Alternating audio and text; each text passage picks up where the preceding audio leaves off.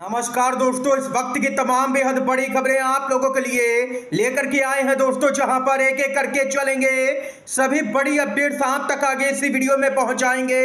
इस वीडियो में वे मुख्य समाचार शामिल किए गए हैं दोस्तों जो गोदी मीडिया आप तक नहीं पहुंचाता है। खबरों की तरफ बढ़ने से पहले अगर आप लोग हमारे YouTube चैनल पर नए हैं तो दोस्तों अभी चैनल को फ्री में सब्सक्राइब करके कमेंट बॉक्स में जय हिंद जय भारत जरूर ही कमेंट कीजिएगा दोस्तों। और अगर आप लोगों को आगे ये वीडियो पसंद आए तो एक प्यार भरा लाइक वीडियो को जरूर ही कर सकते हैं आप लोग। पहली बड़ी खबर की तरफ दोस्तों बढ़ते हैं। बड़ी अपडेट आ रही है, बांग्लादेश की पीएम शेख हसीना का इस्तीफा, सेना प्रमुख बोले अंतरिम सरकार बनाएंगे। बवाल के बीच में बांग्लादेश की पीएम शेख हसीना ने अपने पद से इस्तीफा दे दिया है। प्रदर्शनकारियों का पीएम आवास पर कब्जा।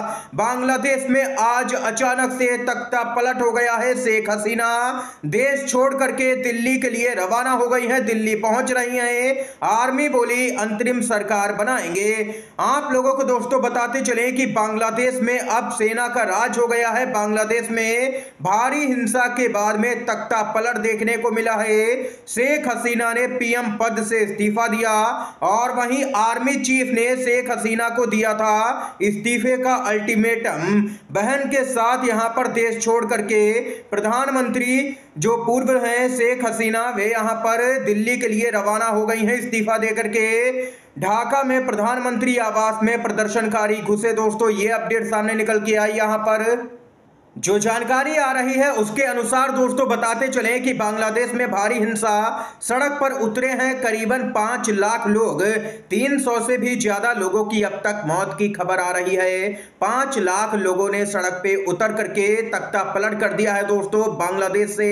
ये यहां पर लेटेस्ट अपडेट सामने निकल के आई है। आप लोगों की क्या कुछ राय है दोस्तों, खबर को लेकर के बताइएगा अपनी महत्वपूर्ण राय कमेंट बॉक्स में। इसके साथ ही आरएसएस ने बढ़ा दी है पीएम मोदी की मुश्किलें। जी हां दोस्तों, आरएसएस को पीएम मोदी पर बिल्कुल भी भरोसा नहीं रहा। मोदी की गारंटी या उनके चेहरे पर ना लड़े महाराष्ट्र का विधानसभा चुनाव। आरएसएस की बीजेपी को 2 टूक। आप लोगों को बताते चले कि आरएसएस महाराष्ट्र में बीजेपी के लिए सत्ता में बने रहने को इतना जरूरी समझता है कि उसने खुद अक्टूबर में होने वाले विधानसभा चुनाव की तैयारियों की कमान संभाल ली है। वैसे इस आशय की अटकलें हवा में तैर रही थी, लेकिन तब इसकी पुष्टि हो गई जब मुंबई और पुणे में हाल ही में हुई बीजेपी कोर कमेटी की बैठक में संघ के पदाधिकारी भी शामिल हुए।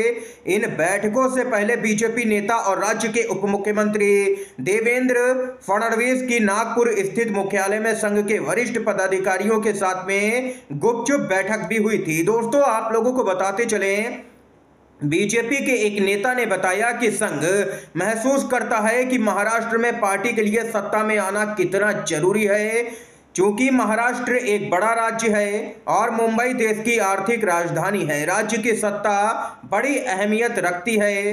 हाल के लोकसभा के चुनाव में बीजेपी 48 में से केवल 9 सीटें ही जीत सकी, लेकिन इन सीटों के आधार पर अगर बात करें तो बीजेपी नीत महायुति गठबंधन ने 130 विधानसभा क्षेत्रों में बढ़त बनाई और महाविकास आघाड़ी या कह लीजिए इंडिया गठबंधन, उसने 288 में से 150 विधानसभा क्षेत्रों में बढ़त बनाई, आगे रहा। और वहीं आप लोगों को बताते चलें कि सरकार बनाने के लिए 145 सीटों की जरूरत होती है। और इतना ही नहीं दोस्तों, आप लोगों को बताते चले चुनावी अभियान को लेकर के अब तक भगवा खेमे में कोई सहमति नहीं बन पाई है, हड़कंप मचा हुआ है। बीजेपी सूत्रों के मुताबिक संघ का मानना है कि हालात बीजेपी के लिए अनुकूल नहीं है। हालात यहां पर बीजेपी के खिलाफ ही जा रहे हैं राज्य के अंदर। ऐसी जानकारी मिल रही है कि संघ ने बीजेपी को सुझाव दिया है कि मोदी की गारंटी या फिर मोदी को चेहरा बनाकर के चुनाव नहीं लड़े, क्योंकि प्रदेश में लोकसभा के चुनाव में यह रणनीति पूरी तरह से यहां पर खोटा सिक्का ही साबित हुई है। जनता ने, महाराष्ट्र की जनता ने पीएम मोदी को नकार दिया है, ये साफ तौर पर आरएसएस ने माना है। और अब तो आरएसएस को भी मोदी की गारंटी या मोदी के चेहरे पर भरोसा नहीं रहा है दोस्तों। फूट नजर आ रही है सीधे तौर पर, यह अपडेट आई है सामने। इसके साथ ही एक और बड़ी खबर की तरफ दोस्तों बढ़ते हैं। जी हां दोस्तों, अपडेट आ रही है, मुस्लिम भाइयों का अधिकार छीनना चाहती है भाजपा, हम करेंगे इसका जोरदार तरीके से विरोध। वक्फ एक्ट संशोधन बिल पर अखिलेश यादव जबरदस्त तरीके से भड़के हैं। अखिलेश यादव ने बीजेपी पर मुसलमानों का अधिकार छीनने का आरोप लगाया है। उनकी यह टिप्पणी ऐसे समय में आई है जब केंद्र सरकार वक्फ बोर्ड को नियंत्रित करने वाले 1995 के कानून में संशोधन के लिए संसद में विधेयक लाने की पूरी तैयारी कर चुकी है। वहीं आप लोगों को दोस्तों बताते चले, यहां पर बिल का विरोध करेगी समाजवादी पार्टी पूरे जोर शोर से। अखिलेश यादव ने कहा है कि हम इस संशोधन का विरोध करेंगे।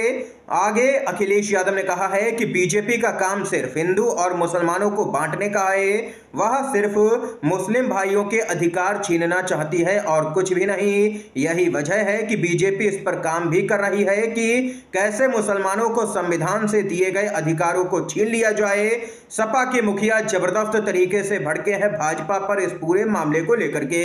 आप लोगों की क्या कुछ राय है दोस्तों, खबर को लेकर के बताइएगा कमेंट बॉक्स में। इसके साथ ही पश्चिम बंगाल की ममता सरकार पहुंची है सुप्रीम कोर्ट में। हाई कोर्ट ही राज्य को चलाना चाहता है तो हम आखिर क्या करें मिलॉर्ड। बंगाल सरकार की सुप्रीम कोर्ट में गुहार। मामला क्या है बताते चले। पश्चिम बंगाल में कई जातियों का ओबीसी दर्जा खत्म करने वाले हाई कोर्ट के फैसले को राज्य सरकार ने सुप्रीम कोर्ट में चुनौती दी है। इस पर दोस्तों आज सुनवाई हुई जिसमें सुप्रीम कोर्ट ने नोटिस जारी कर जवाब मांगा है। इस दौरान बंगाल सरकार के वकील ने हाई कोर्ट पर ही तीखा हमला बोल दिया। ओबीसी कोटे को लेकर के बनी जातिवार सूची पर हाई कोर्ट की तीखी टिप्पणियों पर राज्य सरकार ने ऐतराज जताया। यही नहीं, दलीलों के दौरान बंगाल सरकार ने सुप्रीम कोर्ट में कहा कि क्या उच्च न्यायालय ही राज्य को चलाना चाहता है तो फिर हमारा आखिर काम ही क्या रह जाता है। ये यहाँ पर दोस्तों काफी तीखी टिप्पणी की गई है पश्चिम बंगाल की सरकार की तरफ से सुप्रीम कोर्ट में। ये यहां पर दोस्तों खबर आई है। आप लोगों को जानकारी के लिए बताते चले, हाई कोर्ट में जो एक जज थे अभिजीत गंगोपाध्याय, वे हाल ही में भाजपा में शामिल हुए और बीजेपी के टिकट से चुनाव लड़ा और संसद भी पहुंचे बंगाल से ही जीत के, जिसके बाद में कई तरह के सवाल भी उठने लगे कि यहां पर लगातार देखा जा रहा है कि कई राज्यों की हाई कोर्ट से जब यहां पर जज रिटायर होने वाले होते हैं तो बीजेपी ज्वाइन कर लेते हैं और भाजपा उनको एक बड़ा पद भी दे देती है। और अक्सर देखा गया है कि हाई कोर्ट से ज्यादातर आदेश भाजपा के ही पक्ष में निकल के आते हैं दोस्तों। इसके साथ ही एक और बड़ी खबर की तरफ बढ़ते हैं। दिल्ली के सीएम अरविंद केजरीवाल को लगा है बड़ा झटका। दिल्ली हाई कोर्ट ने खारिज कर दी है जमानत याचिका। जी हां दोस्तों, दिल्ली हाई कोर्ट से सीएम अरविंद केजरीवाल को एक बड़ा झटका लग गया है, जहां उनकी गिरफ्तारी को चुनौती देने वाली याचिका को खारिज कर दिया गया है और उन्हें जमानत नहीं मिली है। जस्टिस नीना बंसल कृष्णा ने उन्हें निचली अदालत में जाने के लिए कहा है। दिल्ली के मुख्यमंत्री को कथित शराब घोटाले मामले में सीबीआई की कार्रवाई के तहत गिरफ्तार किया गया है। 17 जुलाई को अदालत ने शराब पॉलिसी मामले में उनकी गिरफ्तारी को चुनौती देने वाली याचिका पर अपना आदेश सुरक्षित रख लिया था, जो कि आदेश आज दिया गया है। दोस्तों, इससे पहले ईडी के मामले में केजरीवाल को जमानत मिल चुकी है, लेकिन जैसे ही भाजपा को पता चला कि केजरीवाल को जमानत मिल सकती है ईडी के मामले में, उनको सीबीआई के द्वारा गिरफ्तार करवाया गया और यहां पर एक और मुकदमा उन पर लाद दिया गया ताकि केजरीवाल जेल के बाहर ही ना आ सकें। यह यहां पर बीजेपी का पूरा षड्यंत्र था दोस्तों, जिस पर आम आदमी पार्टी हमलावर है। इस समय की आज की दोस्तों तमाम बेहद बड़ी खबरें थी, मुख्य समाचार सामने निकल के आए दोस्तों, जो हमने आप तक पहुंचाए हैं। वीडियो दोस्तों अगर आप लोगों को ये पसंद आया हो तो लाइक कीजिएगा, इन खबरों को शेयर कीजिएगा अपने सभी दोस्तों में, और चैनल पर नए हैं तो चैनल को जरूर ही सब्सक्राइब कीजिएगा। आप सभी का वीडियो देखने के लिए दोस्तों बहुत बहुत धन्यवाद। जय हिंद, जय संविधान।